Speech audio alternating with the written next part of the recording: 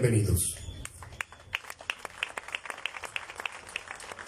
Enseguida tenemos la participación del cronista de la ciudad, el ciudadano Luis Martín Tavares Gutiérrez.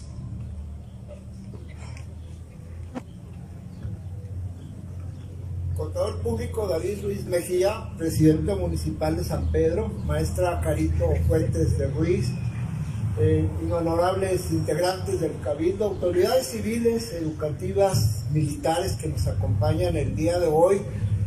Decía el maestro José Reyes Mireles que el pueblo de San Pedro de las Colonias está inscrito en el mapa de la historia nacional, principalmente por tres motivos. El primero, que aquí inició su trayectoria política, aquí en la cuna de la Revolución Mexicana, aquí vivió Madero más que en ningún otro lado. Aquí escribe su libro La Sucesión Presidencial y más que nada, aquí inicia su movimiento político democratizador.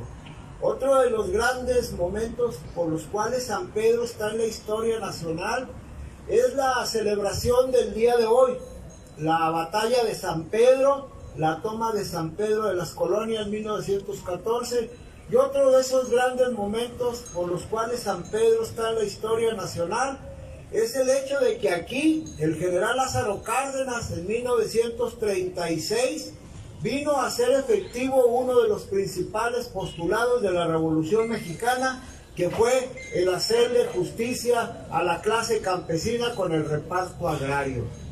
En torno a la batalla de San Pedro se han escrito muchas páginas acerca de esta página brillante en las grandes batallas de la División del Norte. El día de hoy, aquí en San Pedro, recordamos que ya para estas horas ya estaba en San Pedro de las Colonias instalado el general Francisco Villa y todo su Estado Mayor. Todas las grandes figuras de la División del Norte, Toribio Ortega, todos estaban aquí, Fierro. Sobre Villa se podrán decir muchas cosas. Este año se van a cumplir 100 años de que fue asesinado. Y se podrán decir muchas cosas, pero lo que no se puede negar de Villa fue que fue un patriota, que fue un luchador social y que fue un revolucionario que buscaba que los mexicanos tuviéramos un mejor nivel de vida. El día de hoy estamos recordando que hace 109 años, junto con Villa, entró a San Pedro el ejército popular más grande que se ha formado en la historia de América Latina. Junto con Villa entraron a San Pedro después de 10 días de combates, de batallas, de enfrentamientos, entraron un gran número de sanpetrinos. Recordamos el día de hoy al general Toribio de los Santos Vázquez. Recordamos hoy a Petra Herrera. Por cierto, el día de hoy me da gusto saludar, anda por aquí con nosotros don Juan Hernández Chacón, que viene siendo sobrino bisnieto de Petra Herrera. En San Pedro todavía viven muchos descendientes de esos revolucionarios que participaron en esa sangrienta batalla, como la familia del mayor Salomé Hernández Borrego, de don Tomás Méndez Castro, de muchos sanpetrinos cuyos nombres se perdieron en la noche de la historia.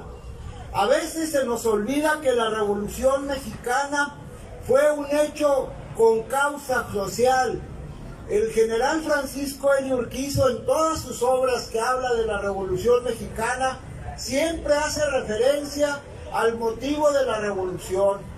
Luego, con el paso del tiempo, ubicamos la revolución como un hecho, como los desfiles, como las películas de Toño Aguilar, etcétera, pero no, la Revolución Mexicana fue un hecho sangriento, un hecho cruel, un hecho donde miles de personas, más de 1 millón de mexicanos perdieron la vida.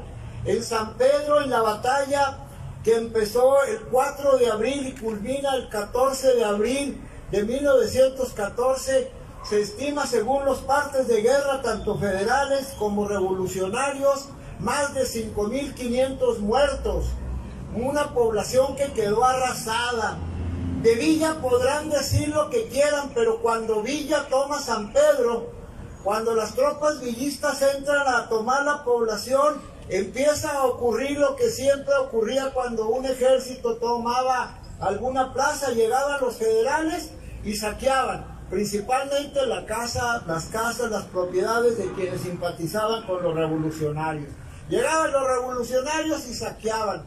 Villa tuvo la deferencia hace 109 años que cuando llega a San Pedro se entera de que el general Tomás Urbina está a punto de saquear lo que hoy es la casa de cantera, donde está hoy el Museo Madero. Hasta les firmó un vale por todos los adentros de esta casa, cuyo costo será reintegrado una vez que triunfe la revolución. Villa, cuando se da cuenta de que están empezando a saquear San Pedro, ordena que inmediatamente cese el saqueo.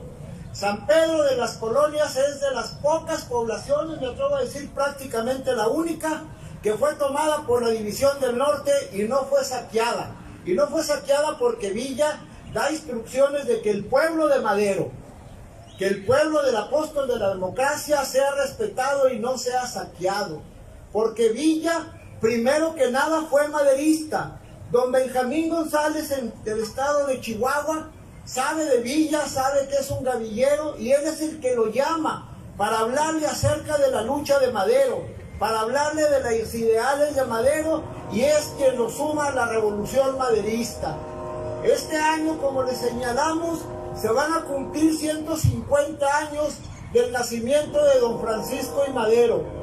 Y este año, el día de hoy, en el 109 aniversario, también recordamos a ese gran maderista que fue Francisco Villa, que participa en la toma de Ciudad Juárez y muchos combates, y que una vez que es asesinado el apóstol de la democracia, se levanta en armas contra el usurpador Victoriano Huerta, y va a formar el ejército popular más grande en toda la historia de América Latina, que fue la División del Norte. Y aquí en San Pedro se vivió una de las páginas más gloriosas de esas grandes batallas que dio Pancho Villa. ¡Viva Villa! ¡Viva San Pedro! ¡Viva la revolución! ¡Viva!